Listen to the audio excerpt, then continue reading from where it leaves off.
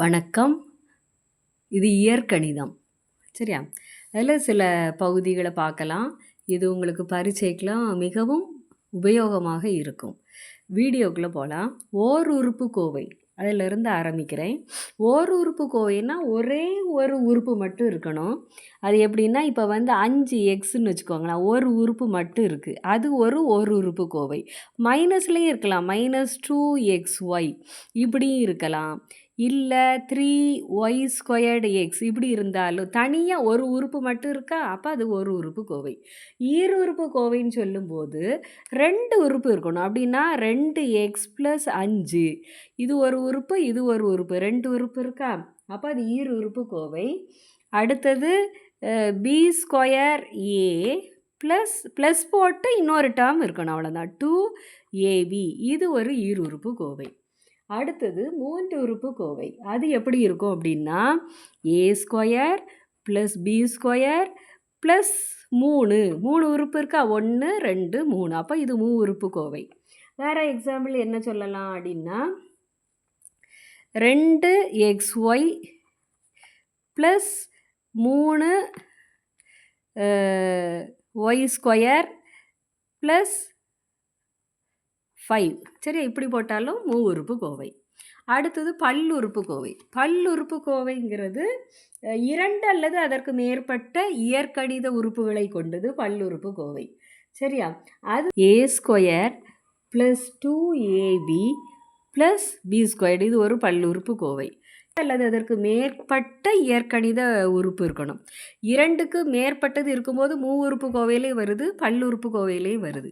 சரியா? பல்லுறுப்பு கோவை எதெல்லாம் அல்ல, பல்லுறுப்பு கோவை கிடையாது அப்படின்னு ஒன்று வரும்.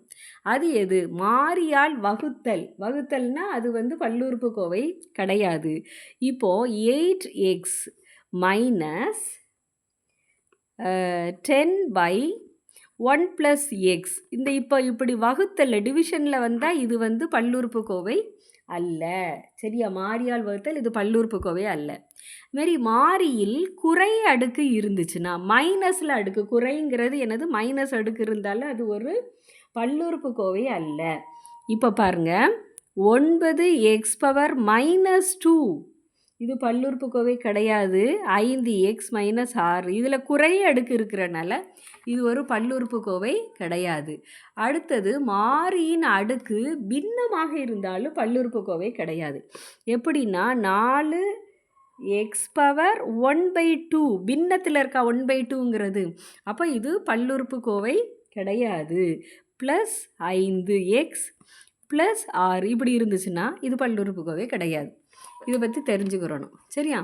அடுத்தது ஒரு சின்ன இது இது ஃபார்முலா, இது தெரிஞ்சிருக்கும் எல்லாருக்கும்.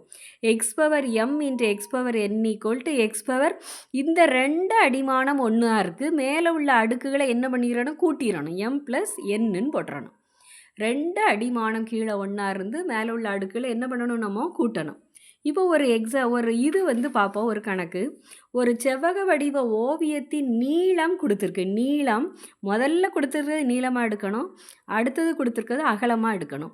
அப்போ நீளம் என்னது, 4xy³ அகலம் என்னது, 3x²y. சரி, எனில் அதன் பரப்பளவை காண்க.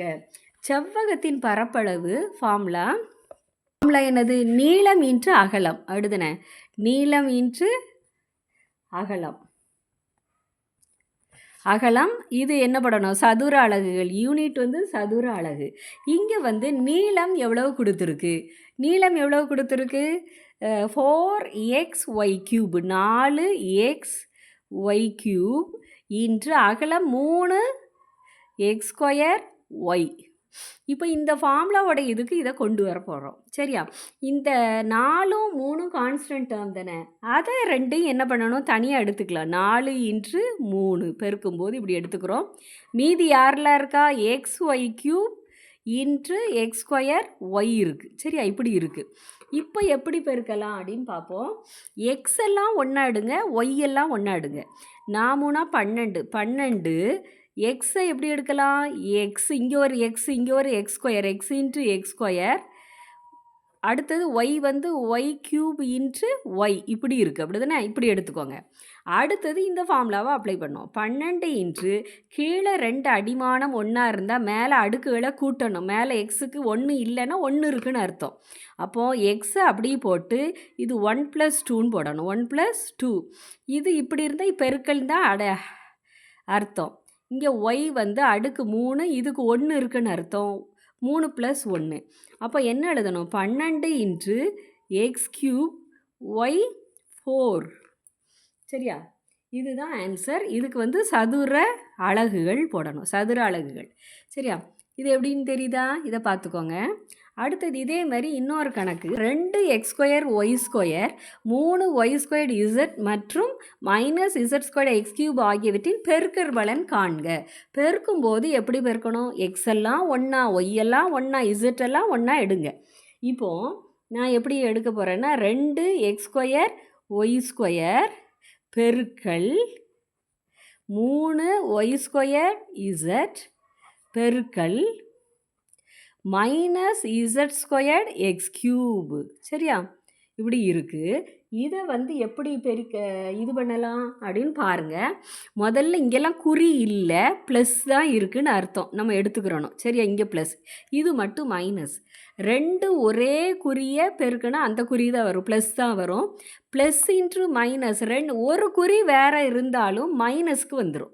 சரி, மைனஸ் இந்த டேர்மெல்லாம் முதல்ல எடுங்க. கான்ஸ்டன்ட் டேர்மெல்லாம் 2 இன்ட்டு 3 இன்ட்டு இதை வந்து முதல்ல +2 இன்ட்டு 3 இன்ட்டு இப்படி எடுங்களேன். 2 இன்ட்டு மைனஸ் எடுக்கணும் நம்ம x² y². அடுத்தது யாரை எடுக்கணும்? y² z பெருக்கல் இது வந்து square 2 into 3 x² y² z இது z² x³ இப்படி எடுத்துட்டேன்.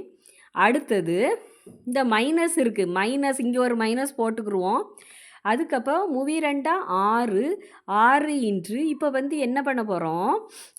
எக்ஸ் எல்லாம் ஒன்றா எடுங்க பார்ப்போம். x² இன்ட்டு x³ சரியா? x³ அடுத்தது இதை எடுத்துட்டேன், இதையும் எடுத்துட்டேன்.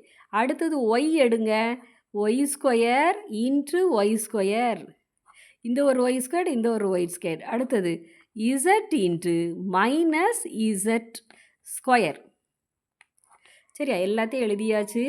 6 இன்ட்டு எக்ஸை வந்து எப்படி இது பண்ணணும்? மேலே அடுக்க 2 அடிமானம் ஒன்றா இருக்கிறனால மேலே அடுக்க கூட்டணும். 2 + 3 இன்ட்டு ஒய்யின் அடுக்கு 2 + 2 இன்ட்டு -z இன்ட்டு இங்கே 1 இருக்குன்னு அர்த்தம். 1 + 2 மைனஸை கீழே தான் வச்சுருக்கணும். சரியா?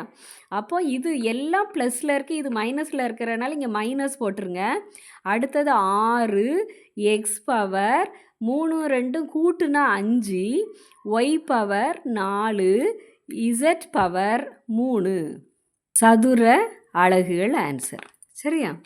இது புரியுதா? திரும்ப பார்த்துக்கோங்க. மீண்டும் அடுத்த வீடியோவில் இன்னொரு பெருக்குதலை ஓர் உறுப்பு கோவையோட பெருக்கிறதே கணக்கு பார்க்கலாம், வகுத்தலையும் பார்க்கலாம். சரியா? நன்றி.